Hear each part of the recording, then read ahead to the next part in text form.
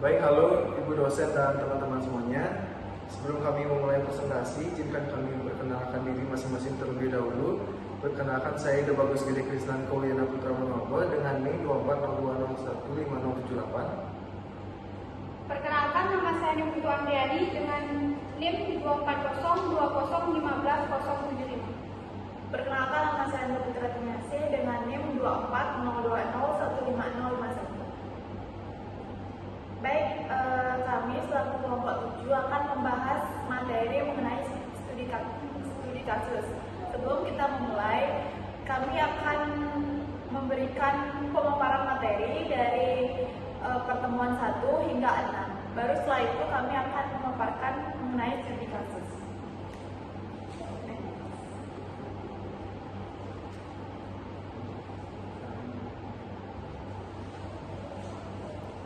Baik, yang pertama itu di bab 1 kita membahas mengenai konsep dasar manajemen keuangan. Di bab 2 juga sama, konsep dasar manajemen keuangan. Yang ketiga ada teori resiko dan pendapatan. Dan yang keempat konsep perencanaan keuangan. Yang kelima biaya modal, suku bunga dan obligasi. Yang keenam penilaian saham dan kebijakan dividen. Dan yang terakhir adalah studi kasus. Yang pertama, konsep tentang manajemen keuangan perusahaan. Kita flashback lagi ke pertemuan pertama, di mana poin materi pertama ada pengertian manajemen keuangan perusahaan. Manajemen keuangan perusahaan adalah serangkaian aktivitas yang berkaitan dengan perencanaan, pengorganisasian, penggerak dan pengendalian sumber daya keuangan perusahaan untuk mencapai tujuan perusahaan. Yang kedua ada pentingnya manajemen keuangan perusahaan. Yang pertama ada pengambilan keputusan yang efektif, di mana manajemen keuangan menyediakan kerangka kerja untuk mengambil keputusan yang rasional dan berbasis data mengenai investasi, pendanaan dan manajemen aset. Yang kedua ada menggunakan sumber daya yang optimal. Memastikan sumber daya keuangan digunakan secara efektif dan efisiensi untuk memaksimalkan pengembalian investasi. Yang ketiga ada minimalis resiko. Melalui perencanaan dan pengendalian yang tepat, manajemen keuangan membantu mengurangi resiko keuangan perusahaan.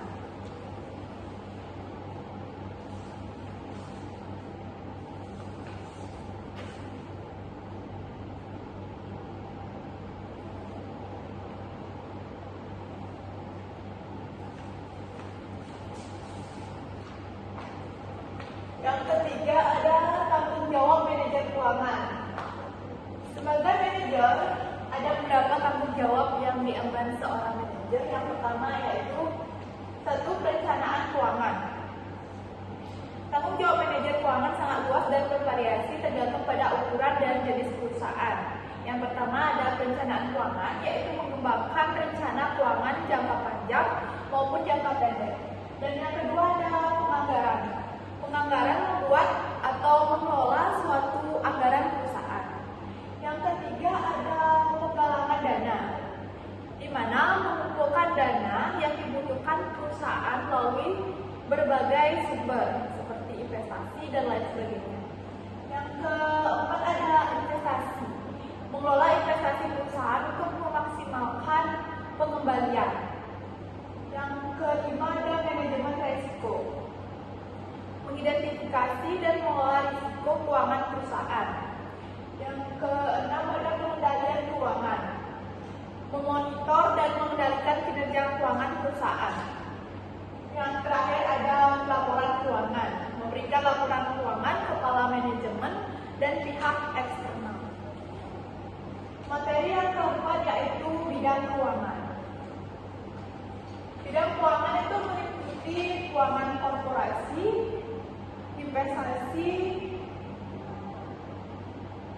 dan perbankan dan lembaga. Yang pertama ada keuangan korporasi, di mana berfokus pada pengambilan keputusan keuangan di dalam perusahaan.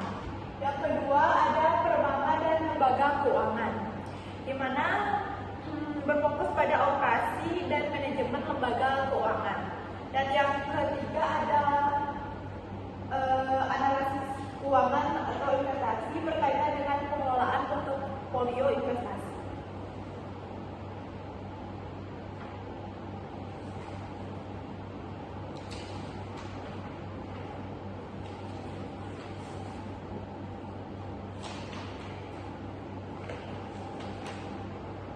Yang kelima ada pengembangan karir di bidang keuangan.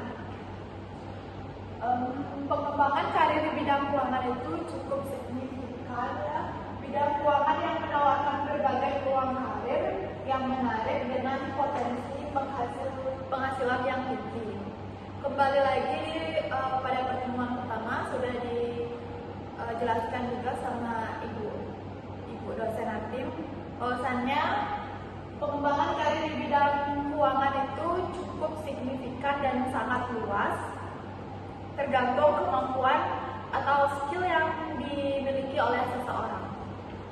Yang terakhir ada fungsi keuangan. Fungsi keuangan ada perencanaan dan penganggaran.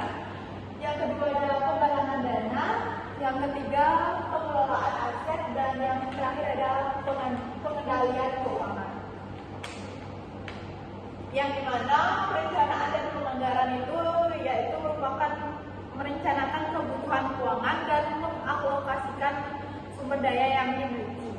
Yang kedua ada penggalangan dana, di mana memperoleh dana dari berbagai sumber seperti hutang atau ekuitas.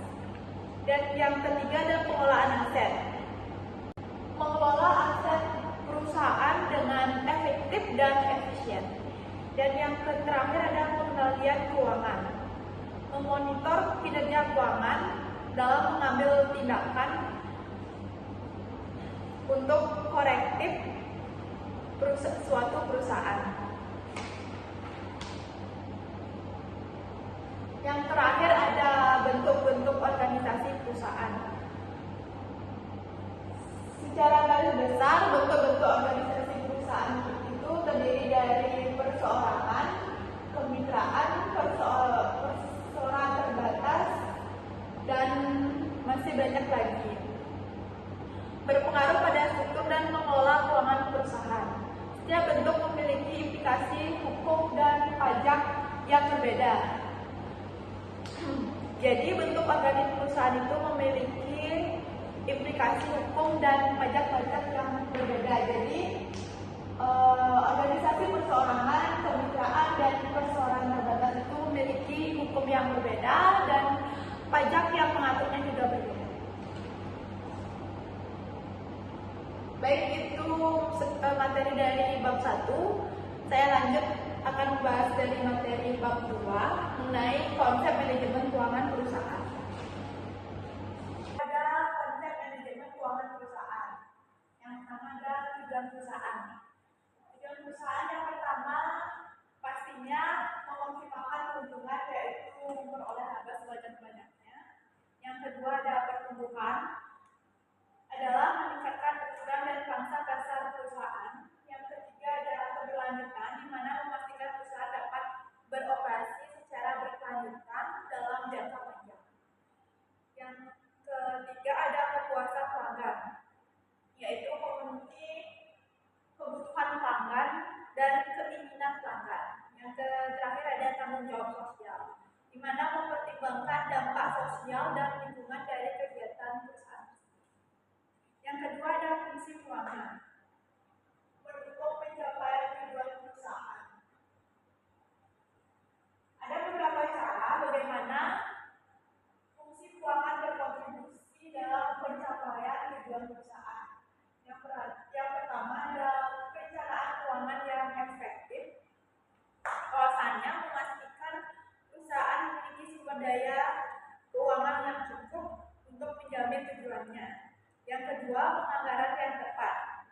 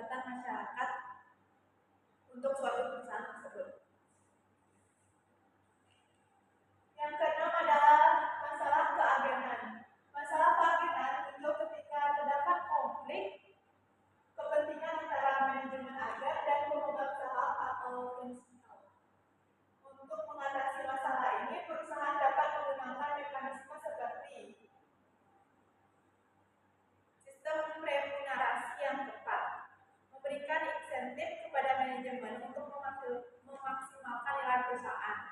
Yang kedua, ada Dewan Komisaris yang independen, di mana memantau kinerja manajemen dan memastikan mereka bertindak sesuai dengan kepentingan pemegang saham.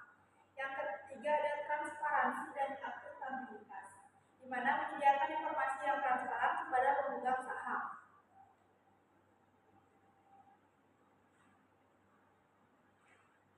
Yang terakhir ada prinsip-prinsip keuangan. Yang pertama ada memaksimalkan nilai perusahaan, di mana tujuan utama manajemen keuangan, atau lebih jelasnya itu memaksimalkan laba dalam suatu perusahaan. Yang kedua ada time value of money, nilai uang berubah seiring waktu. Yang ketiga ada risk and return trade-off, di mana semakin tinggi risiko, semakin tinggi potensi pengembalian. Yang terakhir ada diversifikasi atau mengurangi risiko dengan berinvestasi di berbagai aset. Baik, sekian pemaparan dari saya, akan dilanjutkan oleh rekan saya.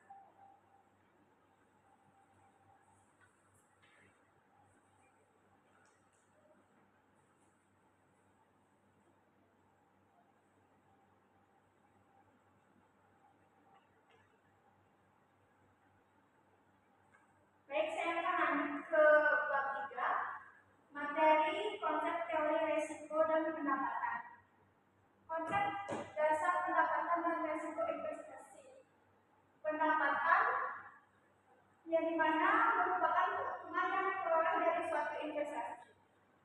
Resiko yang dimana merupakan kemungkinan bahwa return aktual akan berbeda dari expected return. Resiko mencerminkan ketidakpastian hasil investasi. Yang kedua ada expected return. Expected return adalah return rata-rata yang diharapkan dari suatu investasi dalam jangka tertentu. Ini merupakan prediksi, bukan jaminan. Rumus expected return atau untuk satu aset yaitu I dalam kurung R sama dengan P bagi 3. Rumus expected return untuk portfolio dalam kurung RP sama dengan W bagi RI.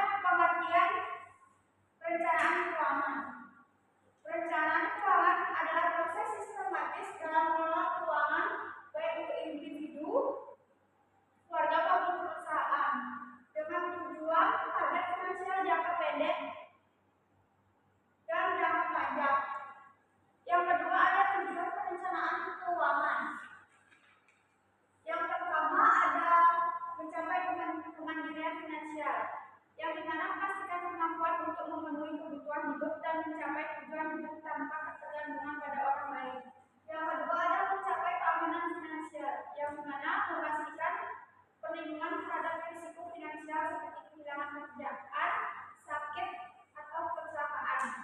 Yang ketiga ada memenuhi kebutuhan masa depan, yang dimana menyiapkan dana untuk kebutuhan masa depan seperti pendidikan anak, pensiun, atau biaya kesehatan. Yang keempat ada mencapai tujuan finansial, yang dimana membantu mencapai tujuan finansial spesifik seperti membeli rumah, mobil, atau berinvestasi.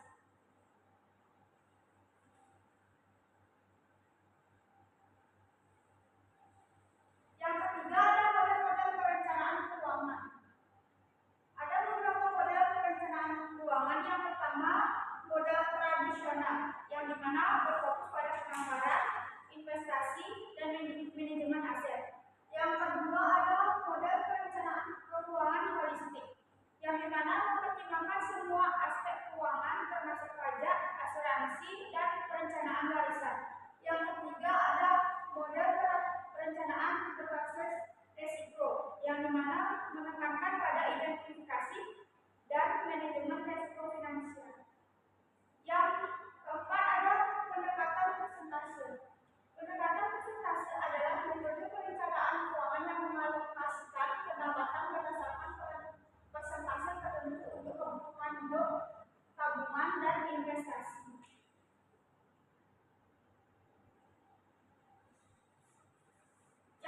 Yang pertama ada pendanaan eksternal. Pendanaan eksternal adalah proses memperoleh dana dari sumber di luar perusahaan seperti pinjaman bank, emisi obligasi, dan penyertaan modal. Yang kedua ada pertumbuhan. Pertumbuhan dalam perencanaan keuangan merujuk pada peningkatan nilai aset atau pendapatan seiring waktu. Faktor-faktor yang mempengaruhi pertumbuhan, yang pertama ada tingkat inflasi, yang kedua ada suku bunga, yang ketiga ada pertumbuhan ekonomi, yang keempat ada kinerja investasi.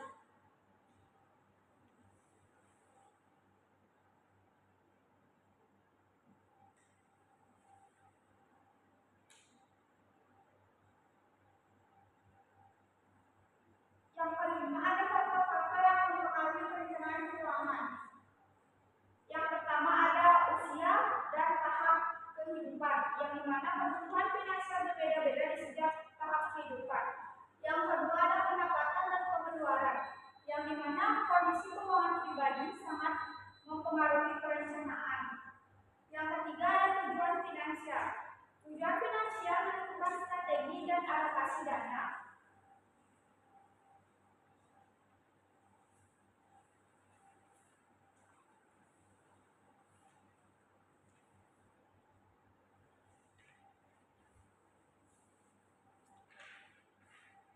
Materi selanjutnya akan dibacakan oleh teman saya. Baik, selanjutnya bab 5 yaitu biaya modal, suku bunga, dan obligasi. Yang pertama yaitu biaya modal. Biaya modal adalah biaya yang harus dikeluarkan oleh perusahaan untuk memperoleh dana guna membiayai aktivitas operasional dan investasinya. Hal ini merupakan biaya yang dibebankan atas penggunaan sumber dana baik dari internal maupun eksternal perusahaan. Adapun komponen biaya modal, yang pertama biaya iklan atau cost of debt, yaitu biaya yang dibebankan atas penggunaan dana pinjaman seperti pinjaman bank atau penerbitan obligasi. Biasanya dihitung sebagai suku bunga yang dibayarkan dikurangi dengan penghematan pajak karena bunga utang dapat dikurangkan dari penghasilan kena pajak. Yang kedua, biaya ekuitas atau cost of equity, yakni biaya yang dibebankan atas penggunaan dana dari pemegang saham, baik dari saham biasa maupun saham preferred. Biaya ekuitas dapat dihitung dengan menggunakan model capital asset pricing model atau CAPM, atau model dividend discount model atau DDM. Yang ketiga ada biaya modal preferred atau cost of preferred stock, yakni biaya yang dibebankan atas penggunaan dana dari saham preferred. Biaya modal preferred biasanya dihitung sebagai dividen yang dibayarkan dibagi dengan harga pasar saham preferred. Selanjutnya, suku bunga dan obligasi. Obligasi itu adalah surat utang yang diterbitkan diberikan oleh perusahaan atau pemerintah kepada investor dengan janji pengembalian pokok dan bunga pada jangka waktu tertentu. Pengertian obligasi, penilaian obligasi. Penilaian obligasi adalah proses menentukan nilai intrinsik atau nilai wajar dari obligasi. Adapun faktor-faktor yang mempengaruhi penilaian obligasi antaranya yang pertama suku bunga pasar, yakni suku bunga yang berlaku di pasar yang mempengaruhi harga obligasi. Yang kedua ada jangka waktu jatuh tempo, yakni obligasi dengan jangka waktu jatuh tempo yang lebih panjang dan memiliki risiko yang lebih tinggi dan biasanya memiliki harga yang lebih rendah. Yang ketiga yaitu tingkat kupon, yakni suku bunga yang dibayarkan atas obligasi. Dan yang terakhir peringkat obligasi, yakni peringkat yang diberikan oleh lembaga pemeringkat kredit guna menunjukkan risiko kredit obligasi. Yang ketiga ada inflasi. Inflasi ini adalah kenaikan harga barang dan jasa secara umum dalam suatu periode waktu. Inflasi mengaruhi suku bunga karena investor menuntut pengembalian yang lebih tinggi untuk mengimbangi penurunan nilai uang. Selanjutnya yang keempat yakni suku bunga. Suku bunga adalah biaya yang dibebankan atas penggunaan uang. Suku bunga mempengaruhi harga obligasi karena suku bunga pasar mempengaruhi nilai sekarang dari arus kas masa depan yang dihasilkan oleh obligasi. Yang kelima ada peringkat obligasi. Peringkat obligasi ini adalah penilaian risiko kredit obligasi yang diberikan oleh lembaga pemeringkat kredit seperti Moody's, Standard, dan Poor's, serta Fitch Ratings. Peringkat obligasi menunjukkan kemungkinan perusahaan gagal memenuhi kewajibannya untuk membayar bunga dan pokok obligasi. Yang keenam ada faktor-faktor yang mempengaruhi yield obligasi. Yield obligasi adalah pengembalian yang diharapkan oleh investor dari obligasi. Adapun faktor-faktor yang mempengaruhi yield obligasi diantaranya yang pertama ada suku bunga pasar, yakni suku bunga yang berlaku di pasar yang mempengaruhi yield obligasi. Yang kedua, risiko kredit, yakni risiko bahwa perusahaan penerbit obligasi akan gagal memenuhi kewajibannya. Yang ketiga, ada risiko inflasi, yakni risiko bahwa inflasi akan mengurangi nilai real pengembalian obligasi. Dan yang terakhir, ada risiko likuiditas, yakni risiko bahwa obligasi sulit dijual di pasar. Kemudian bab 6, yakni penilaian saham dan kebijakan dividen. Pengertian penilaian saham adalah proses menentukan nilai intrinsik atau nilai wajar dari saham. Nilai intrinsik merupakan nilai yang mencerminkan nilai sebenarnya dari saham berdasarkan arus kas masa depan yang diharapkan. Adapun yang pertama yaitu pendekatan penilaian saham biasa. Adapun beberapa pendekatan yang dapat digunakan untuk menilai saham itu, diantaranya ada yang pertama pendekatan arus kas diskon atau discounted cash flow atau DCF, yakni pendekatan ini itu menghitung nilai sekarang dari arus kas masa depan yang diharapkan dari saham.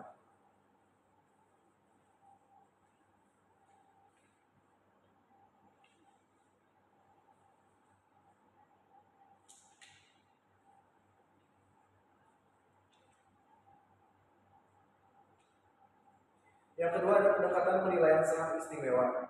Saham istimewa atau saham preferen memiliki karakteristik khusus yang membedakannya dari saham biasa. Pendekatan penilaian saham istimewa ini biasanya menggunakan model arus kas diskon dengan mempertimbangkan tingkat dividen tetap yang dibayarkan dan hak prioritas pemegang saham istimewa dalam pembagian dividen dan aset perusahaan.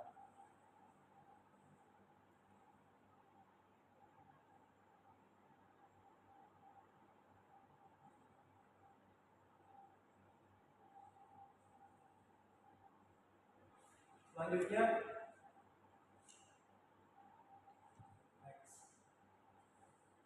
pengertian kebijakan dividen. Kebijakan dividen ini adalah strategi yang digunakan perusahaan dalam menentukan jumlah dan frekuensi pembagian dividen kepada pemegang saham. Yang pertama yaitu ada teori kebijakan dividen. Ada beberapa teori yang menjelaskan tentang kebijakan dividen. Di antaranya yang pertama itu ada teori irrelevansi dividen atau Modigliani dari Modigliani dan Miller. Yakni teori ini menyatakan bahwa kebijakan dividen tidak mempengaruhi nilai perusahaan. Yang kedua ada teori keutamaan dividen atau bird in hand. Yakni teori ini menyatakan bahwa investor itu lebih menyukai dividen daripada reinvestasi laba karena dividen dianggap lebih pasti dan terjamin. Yang ketiga ada teori sinyal atau signaling. Yakni teori ini menyatakan bahwa pembagian dividen itu dapat menjadi sinyal bagi investor tentang kinerja perusahaan. Yang kedua ada permasalahan kebijakan dividen. Yang pertama itu ada konflik kepentingan atau agency problem, yakni terdapat konflik kepentingan antara manajemen dan pemegang saham, di mana manajemen itu mungkin lebih memprioritaskan keuntungan sendiri daripada kepentingan pemegang saham. Yang kedua ada risiko ketidakpastian, yakni pembagian dividen itu dapat menimbulkan risiko ketidakpastian bagi perusahaan, terutama jika perusahaan mengalami kesulitan keuangan. Yang ketiga ada biaya transaksi, yakni pembagian dividen itu dapat menimbulkan biaya transaksi seperti biaya administrasi dan biaya pajak.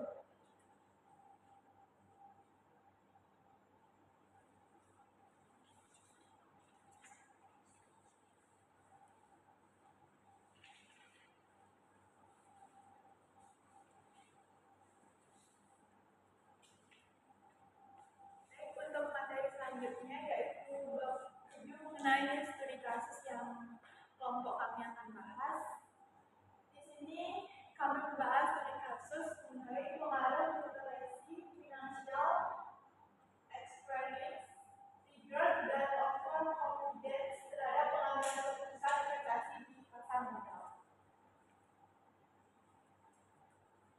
Mungkin cover materinya, studi kasusnya bisa dilihat di makalah yang kami buat. Di sini singkat saja kami akan menjelaskan kesimpulan dari studi kasus yang kami bawakan.